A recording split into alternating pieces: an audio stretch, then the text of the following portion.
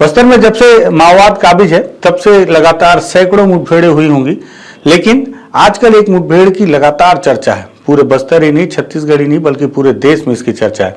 हालांकि चर्चा तो इन दिनों कश्मीर में हुए उस दुखद हत्याकांड की भी है, लेकिन उसके साथ ही साथ अगर चर्चा मुठभेड़ को लेकर है माओवादियों से जुड़ी, तो वो बस्तर में जो भी कर्रेगट्टा में जो मुठभेड़ हो रही है, जो तेलंगाना और बीजापुर के सीमावर्ती इलाके में जो एक बड़ी पहाड़ी है उस पर, उसकी चर्चा हो रही है।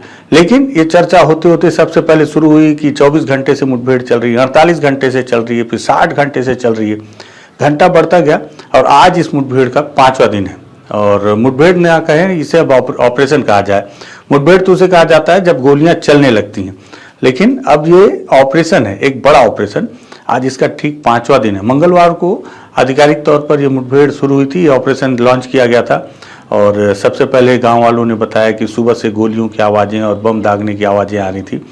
और लेकिन आज 5वें दिन तक क्या स्थिति है और क्या कुछ सवाल उठ रहे हैं, उसके जवाब कब मिलेंगे, इस सब पर बातचीत करते हैं। नमस्कार, मैं विकास तिवारी हूँ, आप बस्तर टॉकीज देख रहे हैं।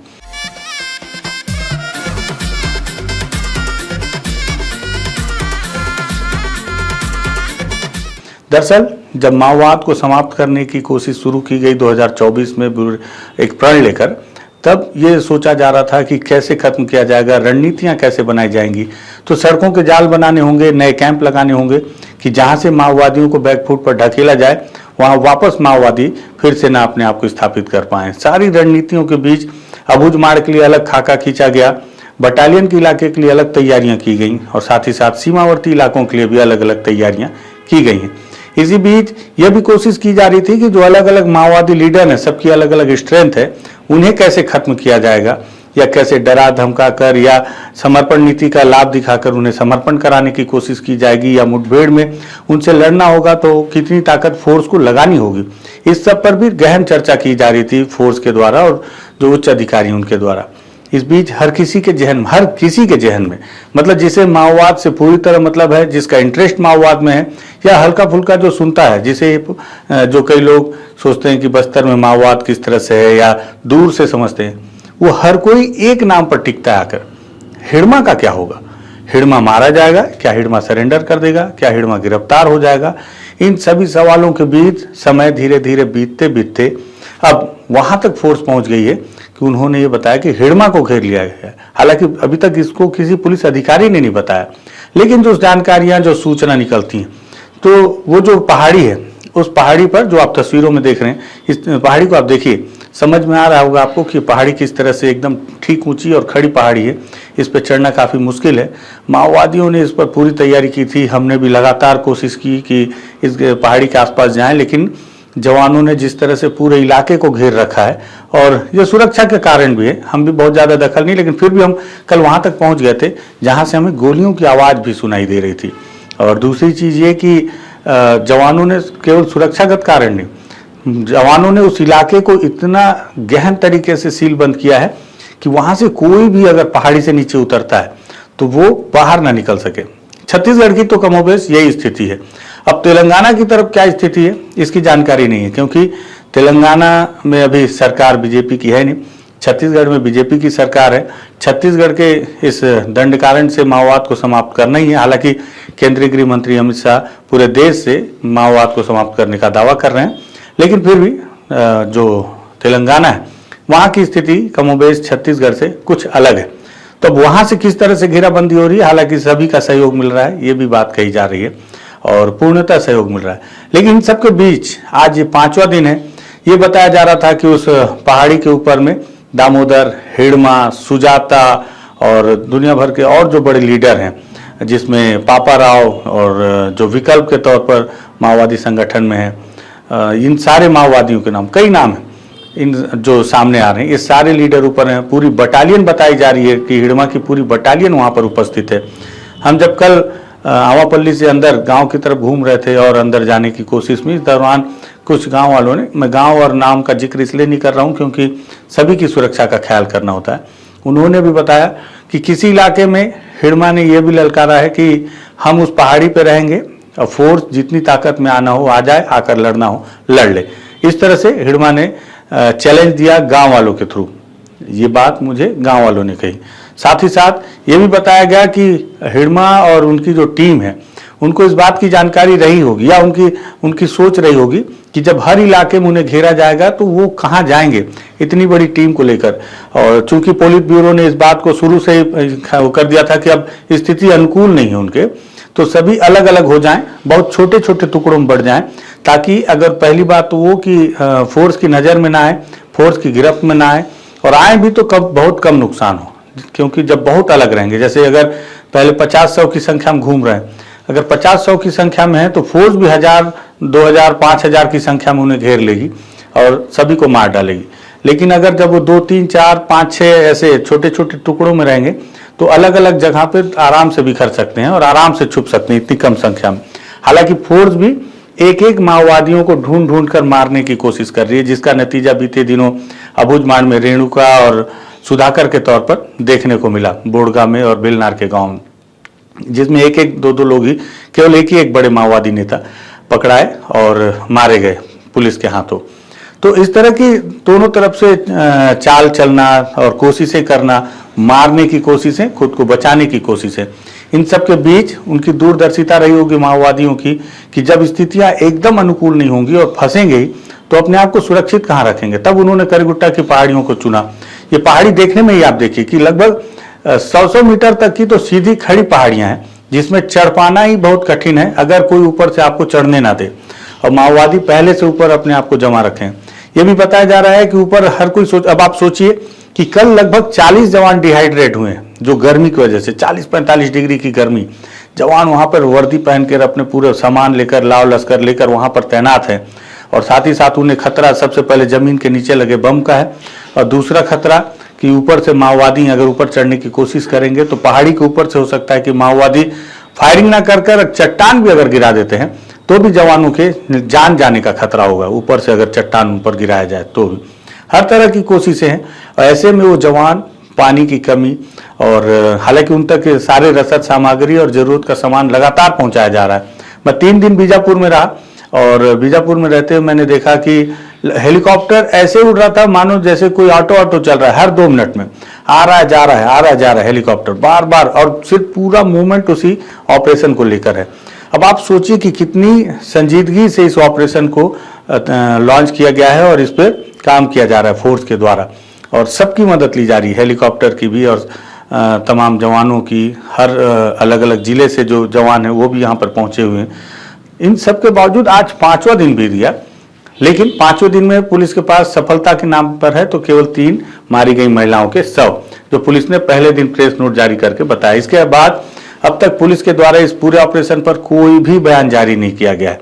न पुलिस ने ये कहा कि वहाँ हिड़मा फंसा है, दामोदर फंसा है, ना पुलिस ने ये कहा कि वो वहाँ पर कोई कैंप लगाया जा रहा है। लेकिन पुलिस ने जो पहले दिन प्रेस नोट जारी किया उसमें जो सबसे पहले लाइन थी कि ये निर्णायक लड़ाई है, तो ये सबसे महत्वपूर्ण है। निर्णायक लड़ाई का जिक्र पुलिस ने आज तक इसके पहले किसी भी प्रेस नोट में नहीं किया था। कुछ सोच समझकर ही पुलिस ने इस प्रेस नोट में निर्णायक लड़ाई का जिक्र किया है, और जो हर कोई कयास लगा रहा था और जो गुप्त सूत्रों से जो जानकारियां मिल रही थी कि हिड़मा वाकई में उस इलाके में फंसा तो है। इन सब के बीच आज 5वें दिन पुलिस के पास केवल 3 मारी गई महिला माओवादियों के शव हैं। उनकी शिनाख्ती भी पुलिस ने अब तक नहीं की है, न बताया कि किस कैडर की महिलाएं हैं। उनके पास से जो सामान बरामद किया गया है वो भी पत्रकारों के समक्ष नहीं दिखाया गया, नहीं बताया गया कि हथियार कौन से बरामद किए गए हैं, कि हम भी कयास लगाएं कि जो लोग मारे गए हैं उनके कैडर क्या हो सकते हैं, और अगर वहां पर बड़ी मात्रा में माओवादियों की बड़ी संख्या में है उपस्थिति तो फोर्स ऊपर कब तक पहुंचेगी, कब तक उनसे लड़ेगी, हर किसी के जहन में, हर कोई रोज सोच रहा है। मैं खुद वहां बैठकर सोच रहा था कि अब क्या होगा आगे।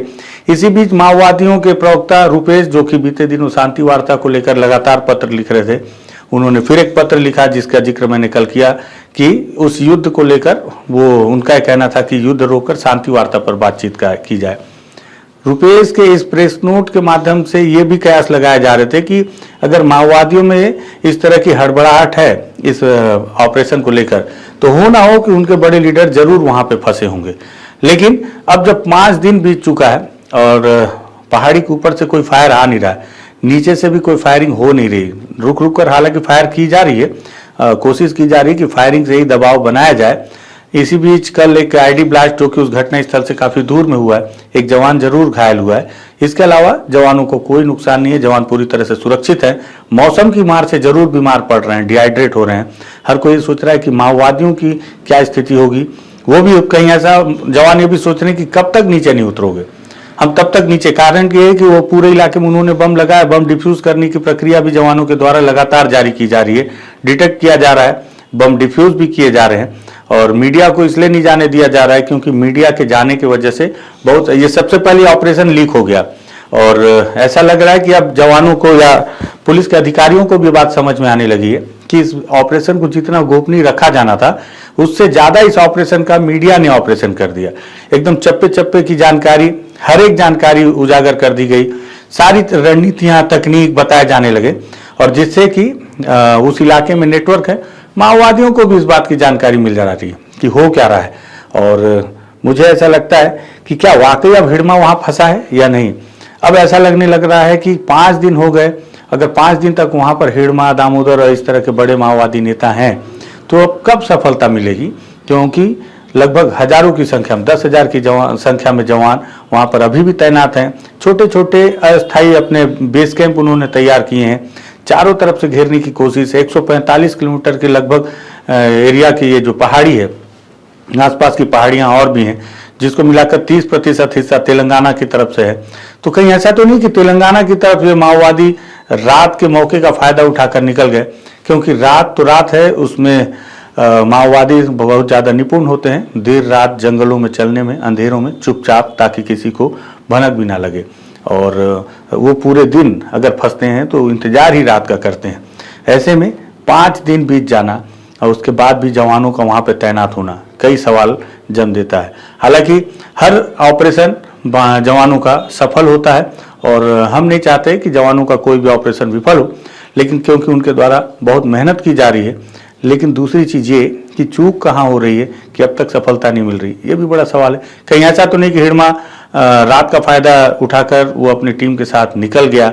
अगर निकल गया तो फिर जवान वहाँ अभी तक क्यों तैनात हैं, और अगर तैनात हैं, अगर हिड़मा वहाँ फंसा हुआ है तो आखिर कब तक सफलता मिलेगी, कब तक हम और उम्मीद करें कि वो पहाड़ी सरकार के कब्जे में आ जाएगी। एक अधिकारी से बातचीत हो रही थी, उन्होंने भी कहा कि अगर मान लो निकल भी जाए तो भी उस पहाड़ी को अगर हम अपने कब्जे पर ले लें तो कम से कम उनका एक आखिरी ठिकाना जो उनके लिए काफ़ी अनुकूल रहा, वो भी कम से कम अब अपने हाथ में आ जाएगा, जिससे अब माओवादियों के छुपने की हर जगह, छत्तीसगढ़ में तो कम से कम समाप्त हो जाएगी। तेलंगाना में हालांकि सरकार का किस तरह से समर्थन है या किस तरह से सहयोग है, ये तो आंतरिक मामला है। और जो बताया जा रहा है कि तेलंगाना की फोर्स किस तरह से उस इलाके में घेर कर रखी है, क्योंकि वहाँ सीआरपीएफ के द्वारा लीड किया जा रहा है।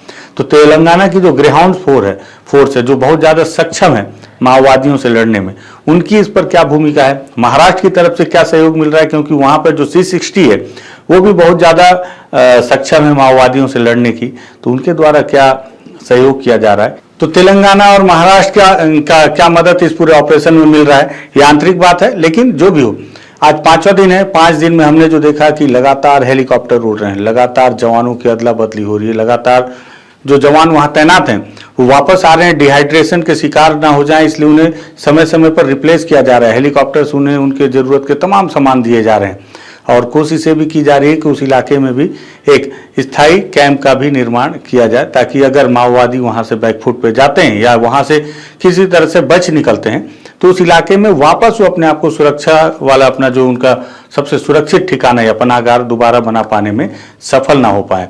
जो भी हो, लेकिन अब तक का सबसे बड़ा ऑपरेशन है और कई सवाल हैं हर तरफ। माओवादी संगठन के मन में भी बहुत सारे सवाल हैं कि क्या होगा इस ऑपरेशन का, क्योंकि पहली बार हिड़मा इस तरह से फंसा। हालांकि एक चीज़ है कि जो बहुत सारे नेताओं के नाम है, ऐसा नहीं कि पहली दफ़े ही फंसे, कई दफ़े मुठभेड़ों में ये चारों तरफ से फंस जाया करते हैं और फंसने के बाद हर बार लेकिन ये बच निकलते हैं और यही वजह है कि आज तक ये जिंदा है। लेकिन अब जिस तरह से सरकार ने, सुरक्षा बलों ने बहुत गहन अध्ययन के बाद, पुरानी हर मिस्टेक के बाद, जो गलतियों के बाद जो सीख ली और उस सीख से एक नई रणनीति तैयार करने के बाद ही इस ऑपरेशन को लॉन्च किया गया है। और ये भी अंदरूनी तौर पर बताया जा रहा है कि जिस तरह से ये ऑपरेशन लीक हुआ, बहुत सारे अधिकारी या उच्च स्तरीय अधिकारी बहुत नाखुश होंगे और फिर से कोशिश की जा रही है कि इस ऑपरेशन को कैसे दोबारा फिर से तैयार किया जाए जो कि लीक ना हो, क्योंकि गोपनीय ऑपरेशन ही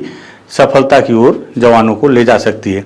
जवानों ने भी पूरे दमखम के साथ अभी तक मोर्चा संभाला हुआ है और हर कोई, पूरा देश अब इंतजार कर रहा है, क्योंकि पूरा देश जानना चाहता है कि इस मुठभेड़ का अंजाम होगा क्या, किसके पक्ष में इसका रिजल्ट आएगा। क्या वाकई हिड़मा मारा जाएगा, दामोदर मारा जाएगा, या गिरफ्तार किया जाएगा, या फिर वो इस गहन चक्रव्यूह से दोबारा फिर से बचकर निकल जाएंगे। हमें और इंतजार करना होगा। मुझे लगा एक महत्वपूर्ण मुठभेड़ चल रही है, इसको लेकर पल पल की आपको जानकारी दूं, इसलिए इस वीडियो को हमने तैयार किया है। कुछ मन में सवाल थे, वो सवाल भी हमने रखे हैं, और अगर आपको लगे कि आपकी इसके कोई राय हो तो आप इसमें कमेंट कीजिएगा, वीडियो शेयर कीजिएगा, बस्तर टॉकीज को सब्सक्राइब कीजिएगा। धन्यवाद।